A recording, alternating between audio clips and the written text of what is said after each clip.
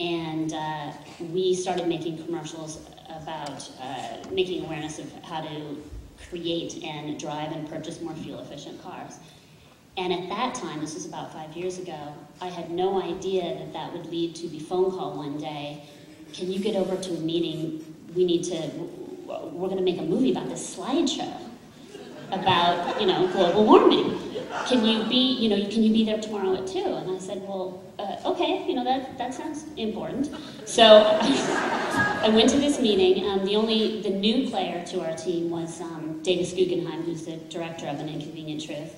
And we had an hour-long meeting, and everyone had been to see the lecture that Al gives, except for me. And 2 days later, we flew up to San Francisco, and I remember being in this waiting room at the hotel, and all of us were sitting around the table, and everyone went around and told their story of their first president or vice president that they had ever met.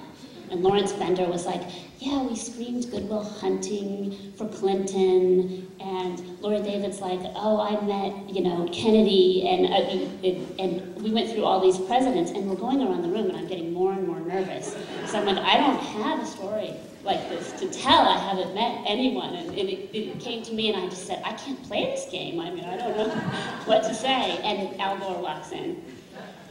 Tells us this story about how he'd just driven his son from college back to their house and how it was this great experience, and he was really, thankful that we were there to see his slideshow. And we actually had to convince him to allow us to make this film.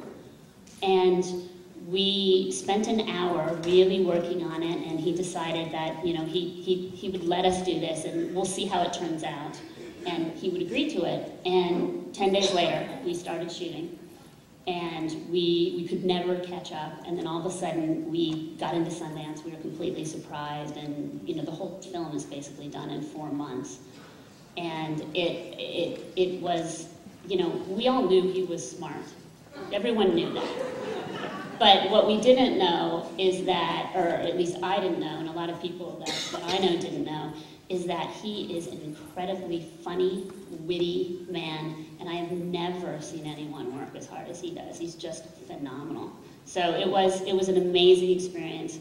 I have now worked with a former vice president. I can tell the story. Good stories.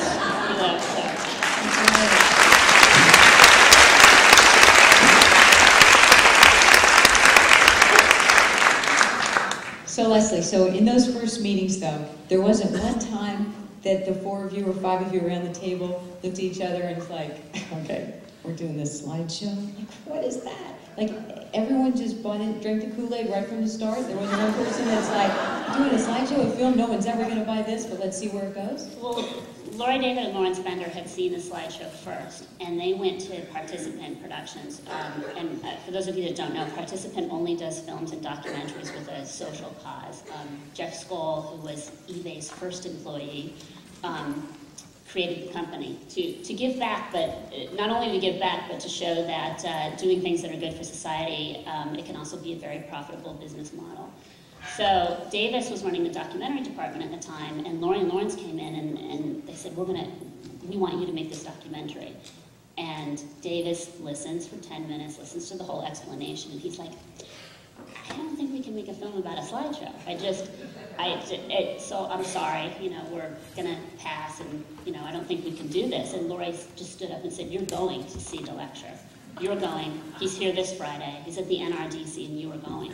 And Davis was like, Lori has this way of being the voice of God at times. And when she says that something is a certain, you just believe her, So he went and saw the lecture, and then slowly the rest of us got pulled in. And once you see the lecture in person, in fact, I won't digress too much here, but our biggest challenge was when you see the lecture live, not only had he figured out a way to present this information step by step, building his way, that you can't dispute the information, and then he even addresses what people have disputed and why that isn't the case. But you see him, and you see, oh my God, that's what he's been doing since 2000. He's been on the road. He has one assistant, and he's going all over. And that day, when I first saw the lecture, he had downloaded pictures that were in the New York Times that day. It's that current. And to try and figure out how to tell what this man has been doing since the election, excuse me. And he actually even started prior to that, but to try and communicate that, because I'm like, oh, if we go to the theater and you just watch a slideshow, that's not going to work. We need to replace this experience with him and how wonderful he is. We need to put that in the movie somehow, and that's where we started thinking of the little films and the interviews and everything else, because obviously he has not been shown fairly in the press in the past. Right. And hopefully people, got to see a little bit more of what he's really like.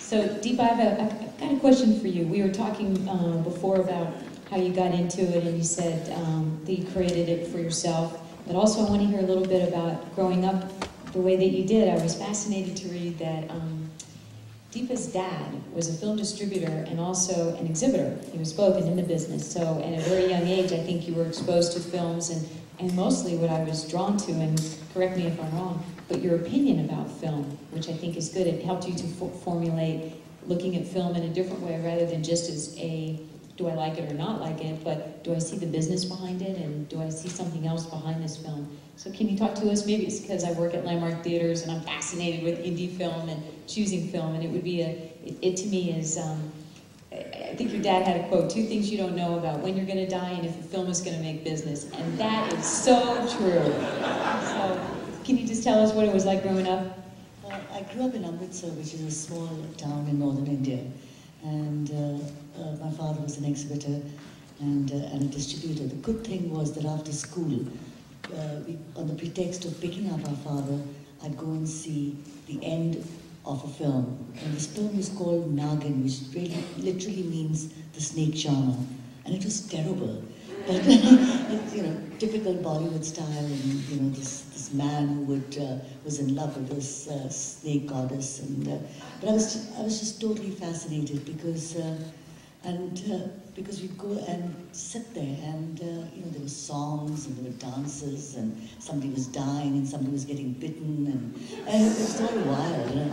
And I remember Dad saying that, actually taking me to touch the screen after the film was finished, and said that, take me to the projectionist room and showing me to feel what celluloid felt like. And I think that was the beginning of a great love affair with film, which promptly died at the age of 16, because I just thought that Bollywood really stank.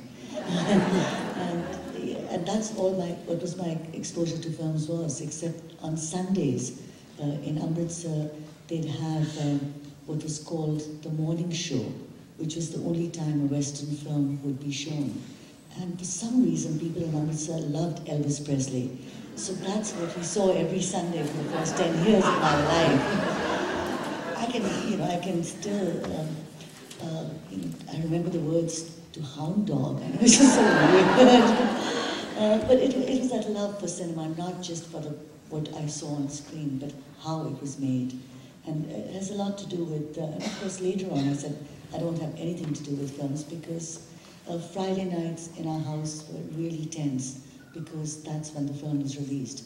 And Monday mornings were horrible, because that's when the box office receipts would come in. So I said, this is no way to live. But